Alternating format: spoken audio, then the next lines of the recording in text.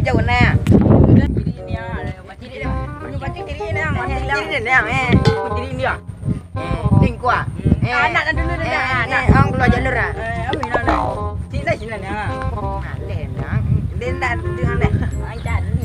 Jadi kadang ni. Kami kata. Jadi yang panjang. Dia banyak ni dah.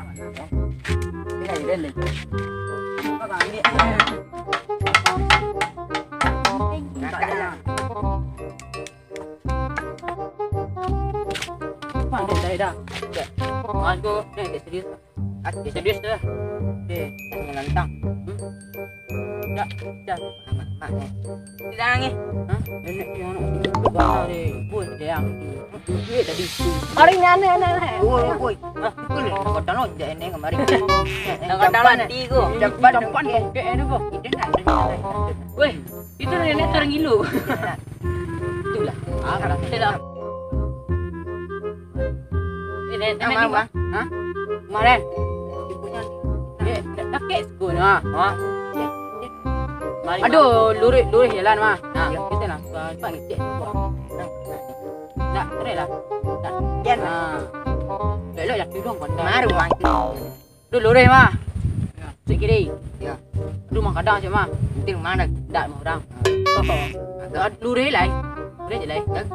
Tu ada PT wing. Tu kadang agak ya. Dua. Tu mana? Ha? Mana? Tak. Tu cari. Tu orang ada. Dan tekak mah. Tak. Mana? Lurus je lai. Luri panjang ni. Tak tadi di luri ni ada jurang bawah ni. Tak ni di pakai apa mah. Kandang harimau. Air kau tu naik. Ini nak. Apa ni dah roda ni. Oh sahah mah. Apa dia punya nah.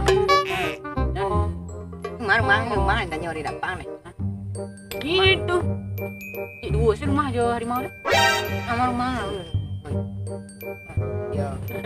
Mana bang? Apa jatuh? Naik lah. Rumah. Rumah dia buat tadi. Nak dulu mengandung dek. Jadi macam ni sikit ni aku pancing lah. Ya, betul lah. Oh, beri. Indah. Tadi dah. Tadi tu je boy kerana ketek saja je. Dia balap. Gua perlu kalau diri dia. Diri dia nak kadang. Macam mana?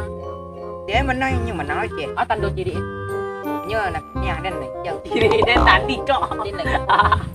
Nah ni jauh di diri ha. Gì đấy? Gì? Tâm tâm. Udah be nyang nyang.